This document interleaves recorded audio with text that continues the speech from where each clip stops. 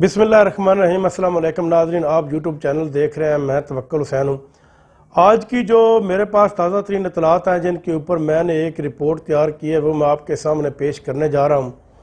सबसे पहले तो मैं आपको बताता चलूँ कि ये जो पाकिस्तान मुस्लिम लीग नून लंदन ग्रुप के सरबराह नवाज़ शरीफ ने एक लंदन में प्रेस कॉन्फ्रेंस किया है, क्योंकि मरियम सफदर इन दिनों लंदन पहुँच चुकी हैं। उन्होंने उसी ट्रैक के ऊपर नवाज शरीफ को भी चढ़ा दिया जिसके ट्रैक के ऊपर पहले वो पाकिस्तान में रहकर खुद काम करती रही हैं, और इसका मुवाजना इमरान खान की उस तकरीर के साथ किया गया है जो उसने एक अमेरिकी जो टेलीविज़न को इंटरव्यू देते हुए कहा था, जिसमें उन्होंने कहा था एब्सोल्युटली नॉट, कि हम अमेरिका को अड्डे नहीं देंगे। तो उसके मुकाबले में नवाज शरीफ ने एक तकरीर किया। आप यूँ समझ लीजिए कि इमरान खान जो भी काम करते हैं वो नून लीग के कंधों के ऊपर सवार हो चुके हैं, वो उसकी नकल ज़रूर करते हैं, और इस वजह से उन्होंने एक प्रेस कॉन्फ्रेंस किया। नवाज़ शरीफ जो 3 दफ़ा मुल्क के वज़ीर-ए-आज़म रह चुके हैं, इन्होंने इदारों के ऊपर बेशुमार इल्ज़ाम लगाए हैं, और ख़ास तौर पर इन्होंने वही जो इस्टेब्लिशमेंट थी जिनको ये वोट को इज़्ज़त दो, जिनके ख़िलाफ़ ये नारा लगाते रहे हैं, और उनको भी इन्होंने उसके ऊपर भी इल्ज़ाम लगाए हैं। और इन्होंने कहा कि नैब जब मरियम सफदर को गिरफ़्तार करने आई थी तो नैब से मैंने पूछा था कि मरियम सफदर के ऊपर कौन सा केस है जिसमें आप इनको गिरफ़्तार करने आए हैं। तो नैब वालों ने बताया था केस हमारे पास झूठा है और हम सिर्फ़ और सिर्फ इसको गिरफ़्तार करेंगे। और इसकी जो एक छोटी सी बेटी थी, जब वो रो पड़ी तो मुझे बहुत तकलीफ़ हुई। पूछना नवाज़ शरीफ से ये था कि नवाज़ शरीफ साहब जब मॉडल टाउन में 16 शहीद हुए थे पाकिस्तान अवामी लीग के, तो उसमें भी छोटी छोटी उनकी बेटियां भी थी, उनकी माएँ भी शहीद हुई थी, उनके बाप भी शहीद हुए थे, और इनको शहीद करने वाला कौन था? यही आपका खूनखार दरिंदा वज़ीर दाखिला राना सनाउल्लाह, और साथ ही साथ मुस्लिम लीग नून की उन दिनों हुकूमत थी। और वही उस खूनखार को आपने फिर दोबारा वज़ीर दाखिला लगा दिया, और उसके ऊपर केस तक नहीं चल सका ताकि उसको इसका हिसाब देना पड़े। लेकिन आपको अगर अपनी बेटी को अगर कोई गिरफ्तार करता है तो उसका आपको बहुत दुख होता है। आप यूँ समझ लीजिए कि राना सनाउल्लाह को उस मॉडल टाउन के 16 कातलों का हिसाब देना पड़ेगा, आज नहीं तो कभी। अगर दुनिया में ना दे सका तो आखिरत को ज़रूर देगा।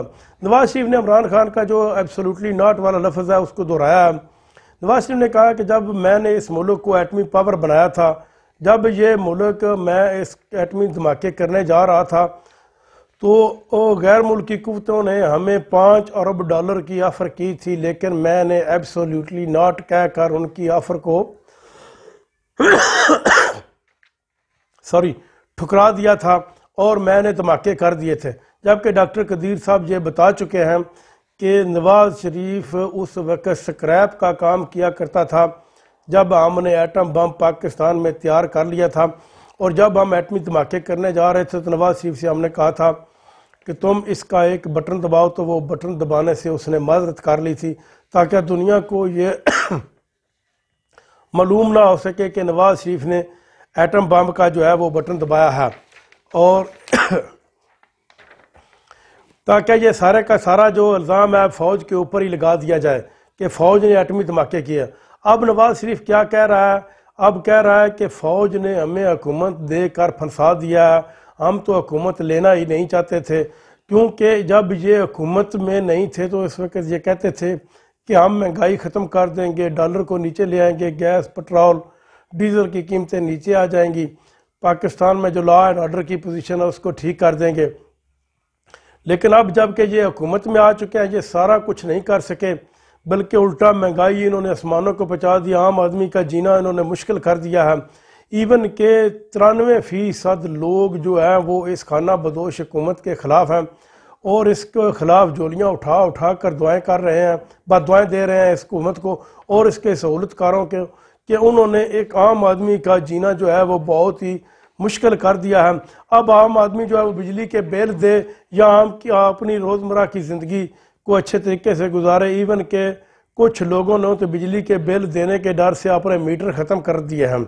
और एक मैं आपको एक और अहम खबर आपको बताता चलूँ कि ANP ने हुकूमत जो ये इत्तेहादी हुकूमत है इसको वाज़े तौर पर एक धमकी दे दिया कि अगर इन्होंने ये जो ज़िमनी इलेक्शन 16 अक्टूबर को आ रहे हैं ये इलेक्शन ना करवाए तो ANP जो है वो इत्तेहाद से अलहदा हो जाएगी, क्योंकि उनको पता है कि अगर ये ज़िमनी इलेक्शन नहीं करवाते तो अवाम को इस बात का पता चल जाएगा कि ये इमरान खान की मकबूलियत के डर से भाग रहे हैं और इसलिए ज़िमनी इलेक्शन नहीं करा रहे।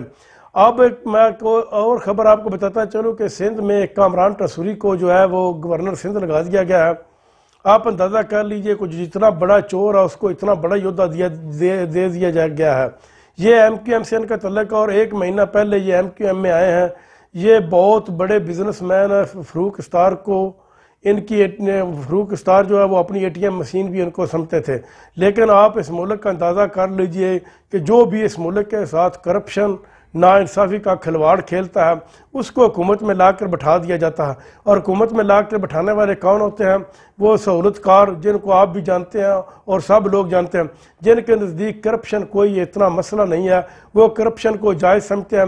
वो समझते हैं कि ये मुल्क तरक्की नहीं करना चाहिए, क्योंकि अगर करप्शन इस मुल्क में ख़त्म होती है तो ये मुल्क बज़ाते खुद ऑटोमेटिक तरक्की कर जाएगा और दुनिया में इसका नाम होगा।